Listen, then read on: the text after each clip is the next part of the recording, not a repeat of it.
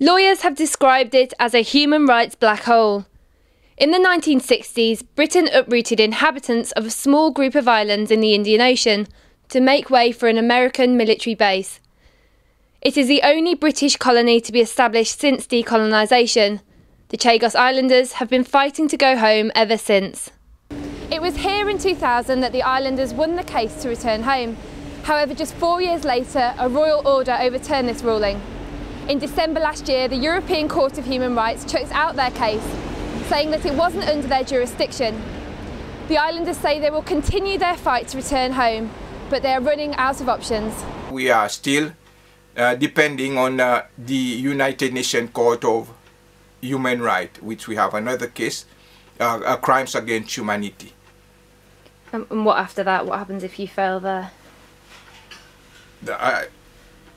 We don't know what we have to do. The UN Court of Human Rights is the last stage which we can reach. The government has expressed regret for their actions. However, a 2009 WikiLeaks cable from the American Embassy in London suggests they are still trying to prevent resettlement. The cable says Biot's former inhabitants would find it difficult, if not impossible, to pursue their claim for resettlement on the islands if the entire Chagos archipelago were a marine reserve. Here at Chagos, that's the main island of the Chagos archipelagos. It's the biggest one.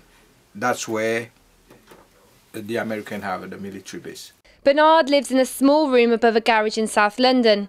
He originally moved to the Seychelles from his home on Diego Garcia and told me he thinks about it every day. Diego Garcia was home and everything was perfect. He believes the government is doing everything to stop them returning and that they need to act soon before it's too late.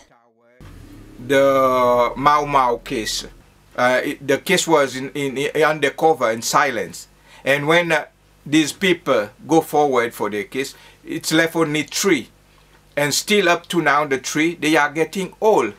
It's a clear indication Chagos case is going like that. In the end, there will stay even a single one, and the case will just go like that. And do you fear that's what will happen in your case? That's why the British government is dragging our case. And what do you think to the marine protection zone they've made in 2010? The marine protection, it's a way to prevent the Chagos from resettling in the Chagos archipelagos. The last year has already seen the death of 2 key campaigners in the Chagos community. They say the grief felt about their deaths is worsened, knowing their dream to return was never realised. Jeanette moved to England with her family a few years ago. She told me she prays every day that she'll be allowed to live back on her island. In documents from the time of the Chagosians' removal, the government advised a policy of quiet disregard and said, in other words, let's forget about this one until the United Nations challenge us on it.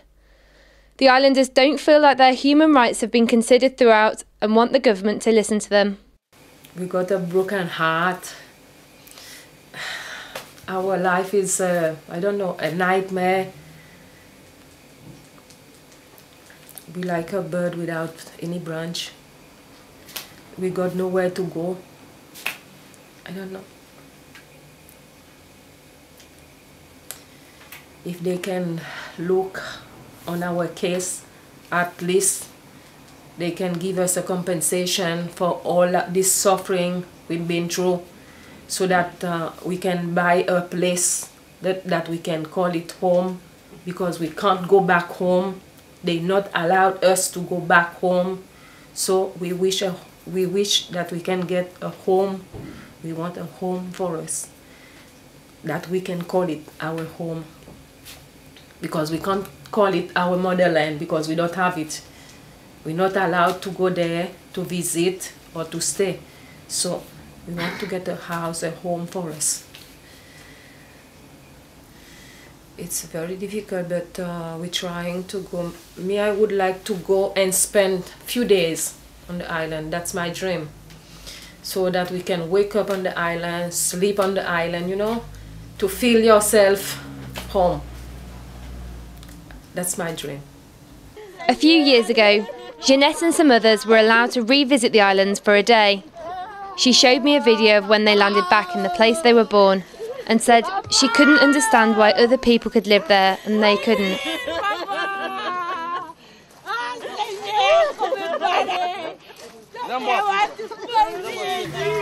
Give us back our paradise. How long had you had to wait until you got this visit? All our life, 40 something years ago.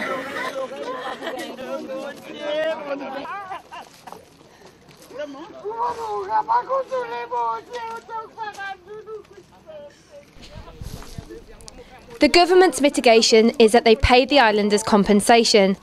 However, many islanders say they didn't receive any money, and those that did had to forfeit any claim to the islands, something they say they would never have signed had their situation not been so desperate.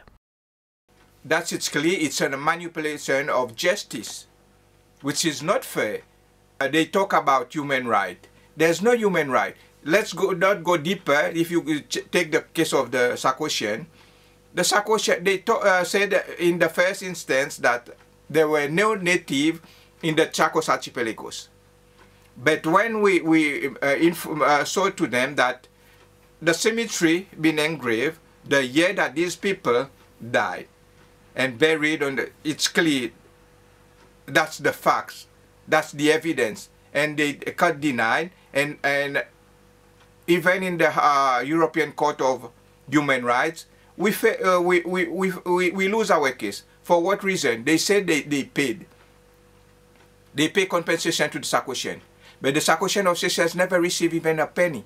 There's no human rights. When they talk about human rights, no fairness in human rights. It's clear. The islanders and their supporters claim the UK have suppressed information about the events in the 60s. I surveyed a group of 100 people from different demographics, ages and areas, and only 4 people said they knew about the sovereignty dispute over the islands, and 4 out of 73 people who answered my later question knew about the Chagos Islanders' desire to return home. Both parties within the coalition government promised to rectify the situation if in power. Foreign Secretary William Hague said, "I can assure you that if elected to serve as the next British government, we will work to ensure a fair settlement of this long-standing dispute." Deputy Prime Minister Nick Clegg said, "The Liberal Democrats take the view that removing the Chagosians in the 1960s was a scandalous decision, and this government has continued to mistreat these people." Nick and the Liberal Democrats believe that the government has a moral responsibility to allow these people to at last return home. However, I spoke to the Foreign Office for an update on their plans for a resettlement. They promised to work with the community, but also said, "We cannot put back the clock, and the arguments against allowing resettlement are very clear and compelling. This is not only about our security commitments, but also about the very feasibility of re-establishing a settlement on these remote and low-lying islands." But some in positions of influence are fighting for the Chagosian cause. This MP says he is disappointed by the government's hypocrisy and inaction. They can't really complain about human rights abuses in other places, Zimbabwe for example, which is suspended from the Commonwealth, or other places, if at the same time they don't put their own house in order where the overseas territories are concerned. So read the WikiLeaks stuff, read the expose stuff about description of the islanders as man Fridays and arrogant racist nonsense like that, and you begin to see what we're up against. The community remain hopeful that one day they will be able to go back for good and live near to the graves of their ancestors. I will be among the first to go back to my native land. From that day, I think that my life will change completely. I will be called me a real Bernard, not like the one that you see in front of you. The community say they're running out of time and avenues to gain justice. With almost 50 years since their removal from the islands, they're calling on the British government once more to finally uphold their promises and allow them to return home. Anja Popp in London for QMTV News.